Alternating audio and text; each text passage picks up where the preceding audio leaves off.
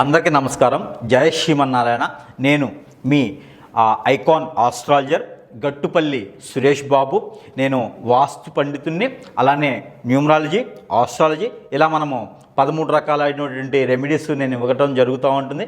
అలానే ఈ నవంబర్ మాసం 2024 నవంబర్ నెల ప్రెడిక్షన్స్ అంటే నవంబర్ మాసం మొత్తం కూడా మనకి ఈ 12 రాసుల ఒక గ్రహరీత్యా కావచ్చు, ఈ గ్రహాల అనుకూలత ఎలా ఉన్నది, అలానే ఈ 12 రాసుల వారికి ఎలాంటి పరిహారాలు తీసుకుంటే మంచి జరుగుతుంది, ఎలాంటి వాళ్ళ మీద చెడు దృష్టి ఉంది, ఎలాంటి నరదృష్టి ఉందో కూడా మనం తెలుసుకొని దానికి తగ్గటువంటి పరిహారాలేంటి, పరిష్కారాలేంటి, ఏ దైవారాధన చేసుకుంటే మంచిదో, ఏ పరిహారం, ఏ ప్రెడిక్షన్ చేసుకుంటే మంచిదుందో మనము ఇప్పుడు తెలుసుకుందాము. అలానే ఈ కార్తీక మాసం కూడా ఈ నవంబర్ నెలలో రావడం అనేది అదృష్టము. ప్రతి రాశి వాళ్ళకు కూడా అదృష్టమని మనం చెప్పుకోవచ్చు. కాబట్టి ఈ 12 రాశుల్ని ఈ నవంబర్ నెల మొత్తం కూడా ఎలా ఉంటుందో ఇప్పుడు మనము చూద్దాము. విడివిడిగా ఒక్కో రాశి గురించి మనం మాట్లాడుకుందాము. జై శ్రీమన్నారాయణ. మనము చూసుకున్నట్టయితే వెండర్ సీజన్ ఇది ఇప్పుడు మనకి చలికాలం అనమాట. ఇప్పుడు మనకి చలికాలం స్టార్ట్ అయిందని మనం చెప్పుకోవచ్చును. ఆ సంవత్సరం మొత్తం మీద మనకి ఏదైతే ఉంటాయో ఋతువులు, 6 ఋతువులు ఉంటాయి. మనకి ఏదైతే కాలాలు, 3 కాలాలు ఉంటాయో, ఇటు ఒకటి శీతాకాలము, ఒకటి వానాకాలము, రెండోది ఎండాకాలము. ఇలానే మనకి ఈ 3 కాలాలు ఎలా అయితే ఉన్నాయో మనకి ఉన్నటువంటి కుంభరాశి కూడా అలా ఉంటుందన్నమాట. అంటే మనం ఇప్పుడు కుంభరాశి గురించి మాట్లాడుకుంటున్నాం అనమాట. ఈ యొక్క నవంబర్ మాసం, ఈ యొక్క కార్తీక మాసం నవంబర్ నెల రావడం అదృష్టం అనమాట. అందరికీ కూడా ప్రతి ఒక్క రాశి వాళ్ళకి అదృష్టం అని చెప్పుకోవచ్చు.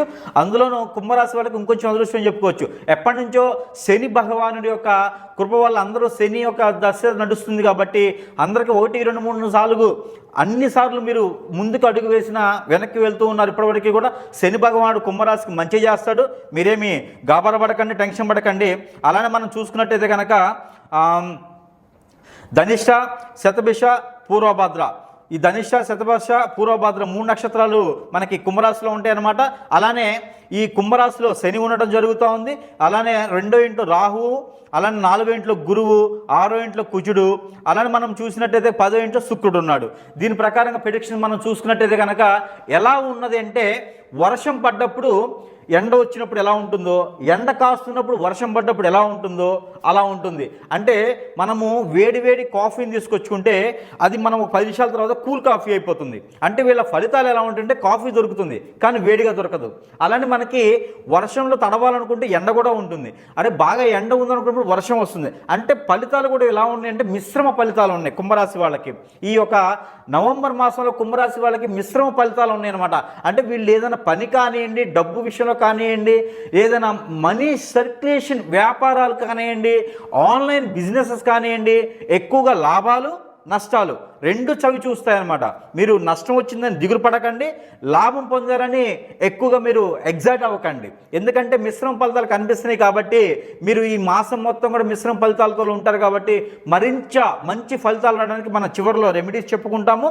దాని ప్రకారం ఉంటాం కాబట్టి చూద్దాము. అలానే కుంభరాశి వాళ్ళు ఎవరైనా విదేశానికి ప్రయత్నం చేస్తుంటే కనుక మర్చిపోకుండా ప్రయత్నం చేయండి. అది నవంబరు 9వ తారీఖు తర్వాత ప్రయత్నం చేయండి.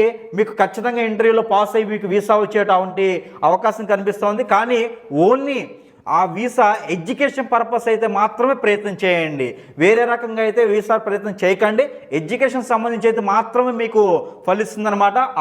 అమ్మాయిలైనా అబ్బాయిలైనా, అంటే మగవారైనా స్త్రీలైనా పురుషులైనా కుంభరాశిలో ఉన్న వాళ్ళు ఎవరైనా సరే ఈ ప్రయత్నం చేస్తే మీకు మంచి ఫలితాలు ఉంటాయండి. ఇంట్లో ఎవరికైనా కానివ్వండి, మీకైనా సరే కుంభరాశిలో ఉన్న వాళ్ళకి కామన్గా ఏంటంటే అరికాళ్ళు తిమ్ముర్లు, మోకాళ్ళ నొప్పులు, బ్యాక్ పెయిన్, షోల్డర్ పెయిన్ ఇలా కామన్గా ఉంటాయి. కుంభరాశి వాళ్ళకి అందరికి ఉంటాయా అని కాదు, వాళ్ళ ఒక దశలను బట్టి, వాళ్ళ ఒక అంతర్దశలను బట్టి, వాళ్ళ ఒక నక్షత్రాన్ని బట్టి, వాళ్ళు పుట్టిన గడియల్ని, ఆ ఒక లగ్నాన్ని బట్టి వచ్చేటువంటి కామన్గా చూసుకున్నట్టయితే కుంభరాశి వాళ్ళకి ఇలాంటి బాడీ పెయిన్స్ ఉండేటువంటి నరాలు ఇబ్బంది, బాడీ పెయిన్స్, జాయింట్ పెయిన్స్ ఉండేటువంటి ఆస్కారం ఎక్కువ కనిపిస్తూ ఉంది. వీళ్ళలో ఎక్కువగా బద్ధకంగా ఉండేటువంటి వాళ్ళు ఎక్కువగా ఉంటారండి. ఇందులో మేధావులు ఉంటారు, మేధాశక్తి ఎక్కువ ఉంటుంది. ఎట్లా అంటే వీళ్ళు అన్ని రకాలు ఆలోచించగలుగుతారు కానీ ఒక దగ్గర కూర్చొని మాత్రం ఆలోచించారు. నలుగురు దగ్గరికి వెళ్ళి మాట్లాడి చేయాలి అనుకునేటువంటి ఆలోచన రాదు. అలాంటి అదృష్టం వాళ్ళకి ఈ మాసంలో వస్తుందని చెప్పుకోవచ్చు. ఏది మనకి కార్తీక మాసం ఈ నవంబర్ నెలలో, ఏది 2024 ఈ నెలలో ఈ కుంభరాశి వాళ్ళు ప్రయత్నం చేస్తే అనుకోలేనిది, సాధించలేనిది అంటూ ఏది ఉండదు. ప్రయత్నము ఒకటికి 2-3 సార్లు చేయండి, ఓర్పుతో ప్రయత్నం చేయండి, ఖచ్చితంగా ప్రతిఫలాలని కూడా మీరు పొందుతారు. ధైర్యంగా ఎవరి సపోర్ట్ లేకుండా ముందుకు రండి. ఎలాంటి పొలిటీషియన్స్ అయినా, ఎలాంటి డాక్టర్స్ అయినా, ఎలాంటి మీడియా పర్సన్స్ అయినా, ఎలాంటి ఆర్థిక సమస్యలతో ఇబ్బంది పడుతున్న, అప్పులతో బాధపడుతున్నప్పటికీ కూడాను మీరు ఈ మాసంలో ప్రయత్నం చేస్తే ఖచ్చితంగా మీరు ముందుకెళ్ళేటువంటి అవకాశం ఉంది. కాబట్టి ఈ కుంభరాశి వాళ్ళకి ఈ కార్తీక మాసాన్ని మాత్రం ఎట్టి పరిస్థితుల్లో విడనాడదండి. వీళ్ళు మాలలు కానివ్వండి, జపాలు కానివ్వండి చేయించుకోండి.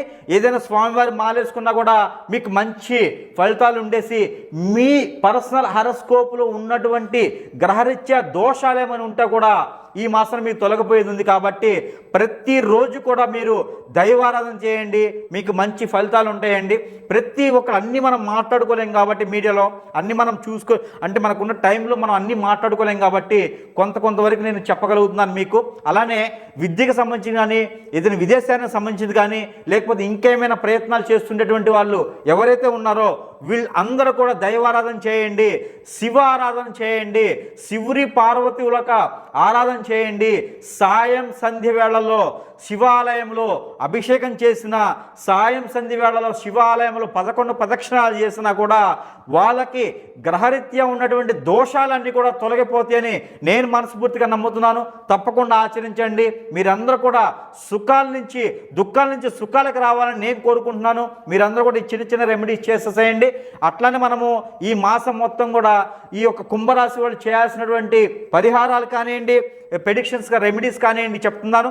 అవి ఏంటంటే ప్రతిరోజు కూడా కుదరకపోతే ప్రతి సోమవారం కానివ్వండి, ప్రతి గురువారం కానివ్వండి మీరు శివాలయంలో ఆరాధన, అంటే శివుని యొక్క ఆరాధన కానివ్వండి, నమస్కారం కానివ్వండి, నారికేళం సమర్పించినా సరే, మీరు ఏదన్నా ఆ స్వామివారికి నైవేద్యం పెట్టినా సరే, బిళ్ళధరం కానివ్వండి, లేదా ఒక చెమ్ము నీళ్ళైనా సరే స్వామివారికి అర్పణ చేయండి. మీకు మంచి ఫలితాలు పొందుతాయి, మీ గ్రహరీత్యా ఉన్నటువంటి దోషాలు పోతాయి. అలానే కనుక మీరు ఏవైతే నువ్వులతో చేసినటువంటి పిండి వంటలు కానివ్వండి, లేకపోతే బియ్యంతో చేసినటువంటి పిండి వంటలు కానివ్వండి, ఆ స్వామివారికి నైవేద్యం పెట్టినా, లేకపోతే నలుగురు పేదవాళ్ళకి మీరు పంచిపెట్టినా కూడా మంచి అదృష్టం అయితే మీకు కలిసి వస్తుందండి. అలానే మీరు ఇవన్నీ చేయలేని పక్షాన న్యూమరాలజీ ప్రకారం కూడా మనం నెంబర్ ఇవ్వడం జరుగుతూ ఉంది. ఆ నెంబర్ కూడా మీరు ప్రతినిత్యం పాటించడం ద్వారా మీకు మంచి అద్భుతమైన ఫలాలు కూడా మీకు పొందుతారండి.